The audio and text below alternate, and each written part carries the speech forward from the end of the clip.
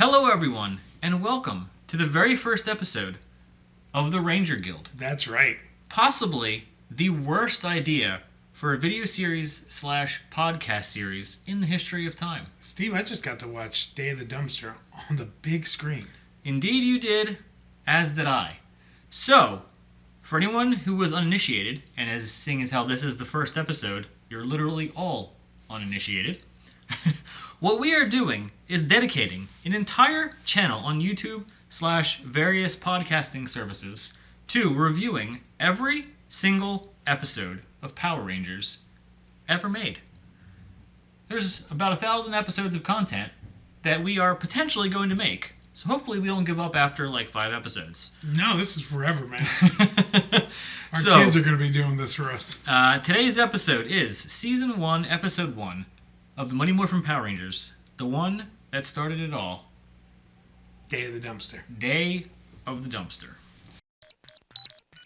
It's morphin' time! So for anyone watching the video version of this, we are shooting in my movie theater.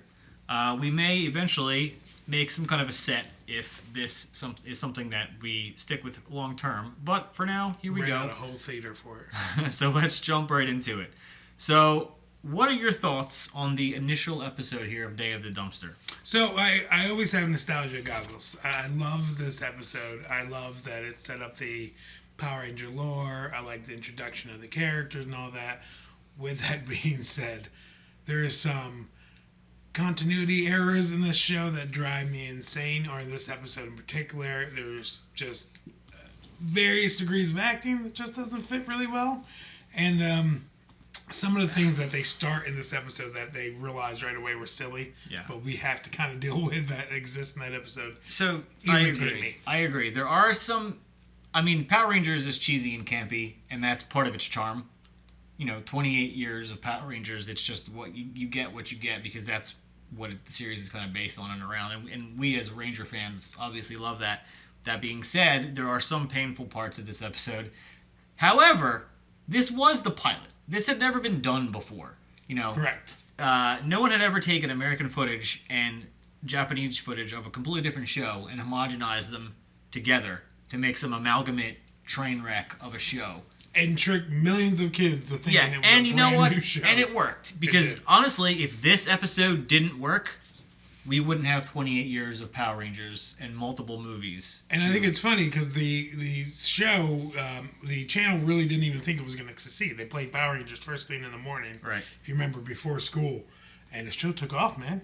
I mean, it took off. It did indeed. It did well. So let's get into the meat and potatoes here of this episode, because the premise of this show is it's going to be easily digestible episodes. So each actual episode of Power Rangers is about 20 minutes long.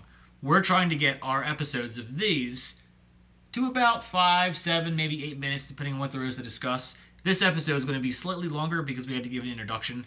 We have to explain kind of the premise of how it all works. So that being said, we're going to dive right into the nitty gritty. And I'd like to start off with something a bit random. Actually, no. Let's go to the first scene, and then we'll get to the part that I said was kind of random. I love the space scene when they open up the dumpster. It's hilarious to me what you're willing to accept as a child. Can we talk about the fact that the moon had a sky and clouds and an obvious atmosphere, and they're running around on sand? So the not desert, hopping either. Like the legit desert running. equals moon in Power Rangers fandom. What bothered me more is the fact that it's called Day of the Dumpster, and it's a trash can. It's not even a dumpster. That's a good point. That's a good point. It always annoyed me. So what I was going to say was, I love the original Ranger cast. It's my favorite Ranger cast of all time, as is probably anyone similar in age to me. But that being said, Billy's portrayal in the beginning of, really in most of Season 1, is painful. Yeah. It is painful. I love Billy. I love the character that Billy became. I love his character growth throughout the series. But man, he is painful to watch. Affirmative. In the first episode, actually the first series of episodes, but we're talking about Day of the Dumpster. Affirmative. It's rough. Yeah, Trini literally exists in the series to translate for him. Yes. And it just becomes such a dumb trope. Yeah. That like nothing he says is understood. Thank God, as we progress through the series, he gets more character development because I like what he becomes eventually. So we're in the juice bar at this point. Ernie's juice bar. Introducing all the characters. We've just been introduced to the 5 main characters. And then comes... in their own unique way. Yes. And then comes Bulk and Skull. The hearts of the show. In what is possibly the most socially unacceptable entrance of characters in a kids' television show in the history of time. In the year 2021, you would never see this. No. Ever. But these 2 characters that you are supposed to grow in love, and we do grow in love over the years, with a great theme song too, start this series by attempting to physically assault 2 teenage women. Correct. Let's just think about that for a second. This is a kid's show made for 7-year-olds, 10-year-olds, whatever. I was 13, I think maybe 12, whatever. Regardless, they come in like bullies. They don't attack Jason. They don't attack the Zach. nerd, Billy, right? Or Zach. Well, Zach would create another issue we won't get into, obviously. But they attack the girls. They get turned down. Yes. For dates. Yes. And in turn, instead of accepting that, they go to physically assault them. Yes. So, wow. That is something that was acceptable in the 90s, apparently, for television, but there that was. Because they got their comeuppance. That's okay. Speaking of Bulk and Skull, they're actually probably, as crazy as this sounds, and I guess it's because they were in the series for so long, they probably got the most character growth and development of any character in any Power Rangers series. I don't want to jump ahead too much, exactly. but you're absolutely right. So, they... Also, the chemistry between those 2... It's true. Unbelievable. As kids, I really thought those 2... I met them in real life, and their chemistry off-screen is just as it is on-screen. A little bit of humble brag there. All right. Taste some humble pie for me. They play around here at the juice bar. We go back to the moon. Rita decides to attack. The Earth shakes, and Zordon... Do you remember why Rita decides to attack Earth?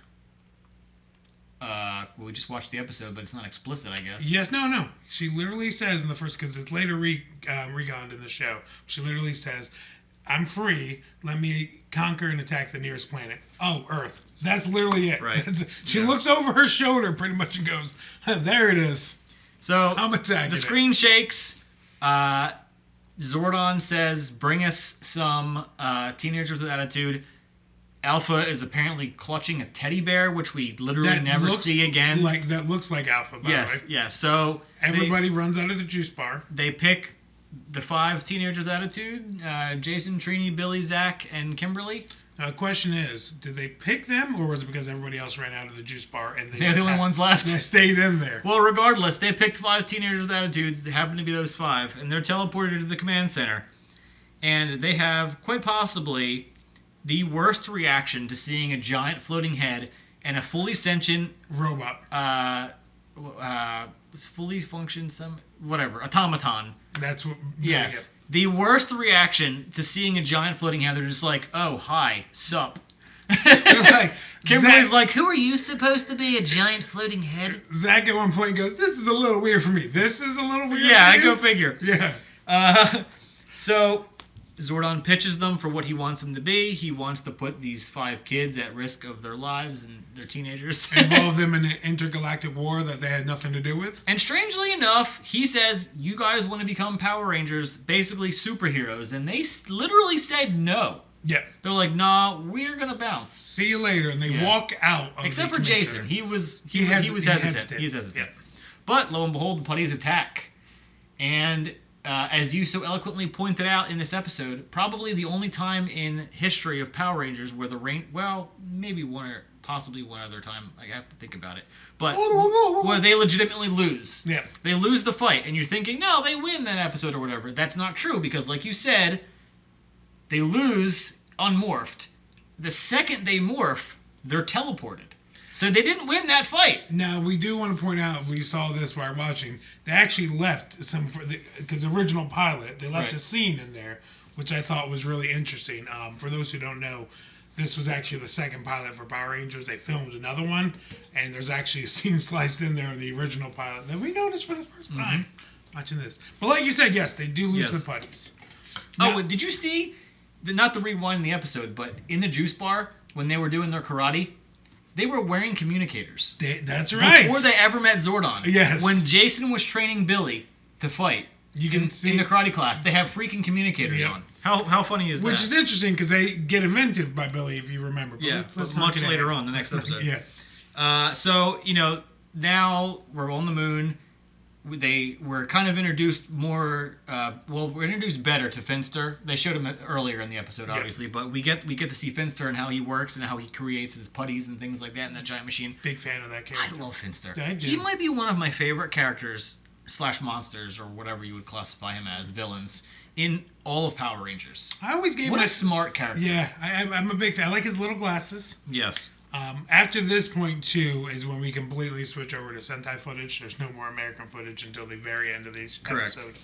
And the first fight when they're unmorphed is decent. They get beat up, but they shows up Hip Hop Keto and things like that. Mm-hmm. It is what it is. It gets much better as the series progresses. And then of course we have the Sentai footage, which is always good. Yes.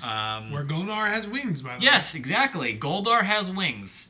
Not to skip ahead to season 2, episode 1, when Lord Zed gifts him his wings back, but he has wings. He has wings all of a sudden for whatever reason, but he loses them promptly afterwards.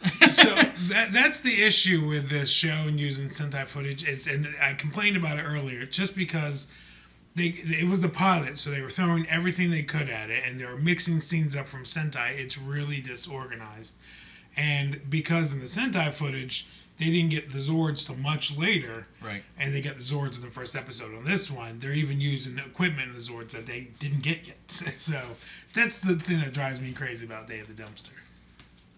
So, like you said, they bring out the Zords. Hey, nice stereo, blah, blah, blah. Let's put them together. The Zords come together for the first time. It's as epic watching it this time was as epic as it was the first 5,000 times I've seen that Megazord come together. One of my favorite Megazords of all time. Okay. There are some Megazords I prefer more. But, this is the OG. He comes out. He's awesome. However, it's disappointing because they had to fit so much storyline into the first episode that there's really no substance to the fight at all. Nope. When they battle Goldar, it's almost non-existent. It's very fast. And the worst part is they bring out the Power Sword. It lands in the rock. The Megazord walks up, rips it out of the rock, and you're thinking as a kid, there's some serious stuff about to go down it's here. about to go and down. Goldar's like, yo, this guy got a sword, I'm out. Yeah. And he just disappears. Like he pretty much was like, whoa, nobody said swords. Yes. Like, all that build up to, nah, this ain't happening. I'm not getting blasted in the first episode. Peace out. So he leaves, and they win because they pulled a sword out, man. Because they brought a sword to a fist fight. It was the equivalent of pulling out a gut and being like, you really want to do this? And then the Rangers go back to Zordon, and they're like, we just realized being superheroes is in fact awesome, and we want to do this because it's cool. It's tight. It's what I want to do. And such is born a franchise of 1,000 episodes. Now, I do enjoy this show, and I appreciate Day of the Dumpster. Do you think a pilot like this with so little substance would do well in 2021? Honestly, probably not. Although kids shows, if you watch kids shows cartoons nowadays, they are pretty dumb. But I don't think it would have the appeal or the staying power that this had. Mm-hmm. I think it's a product of its time, and as it evolved and got better as the years went on, and the nostalgia factor and the built-in fan base has kept it running. Yeah. But I think that type of episode premiering in 2021 with no pre-existing IP, I don't think it would have been successful. Not at all. But that doesn't jamming matter that much story into because it one was. episode. Yep. Now that being said, we are woefully over time for what our normal episode will be. So let's jump right to the rating system, and we are going to rate each and every episode of Power Rangers on a 1 to 5 star rating, except their Zords. The Zord rating. 1 Zord, it's the pterodactyl or something. It means the episode was bad. 5 Zords, that is a Megazord. Ooh. So the rating is 1 star, or 1 Zord, 2 Zord, 3 Zord, 4 Zord, or 5 Zord / the Megazord. So, how do you rate Day of the Dumpster? I'm going to give it 3 Zords. So was I. Shut the I was front going to door. say, my give it 3 Zords out of 5. I actually probably would have given it 2. Except, and I'm going to try to avoid this in future episodes, but the nostalgia goggles, this is the one that started it all. So I'm giving it an extra point for that reason. And I'm going to avoid that in the future. But I think the first episode is deserving of that. I give it 3 Zords for one reason, and one reason I love Power Rangers. The 5 of them are so different, and it never explains why they're friends, and I always enjoy that concept that the jock can be friends with the nerd, Yep. and the dancer Yep. and the gymnast. So, Well, there you go, 3 guys. Zords for There me. was the first episode of the Ranger Guild. Tune in for the next 999 episodes coming at you weekly. If you have not checked out our other channel, our main channel, where we play all kinds of games and do all sorts of crazy, fun pop culture stuff from Star Wars to Power Rangers to Marvel, DC, whatever, the link is in the description to the Adventures Guild. That is our main channel. And for the Ranger Guild, I'm Steve. Green Jesse. And we will catch you guys in the next episode. Go, go, Power Rangers. It's morphin' time! Boo-doo.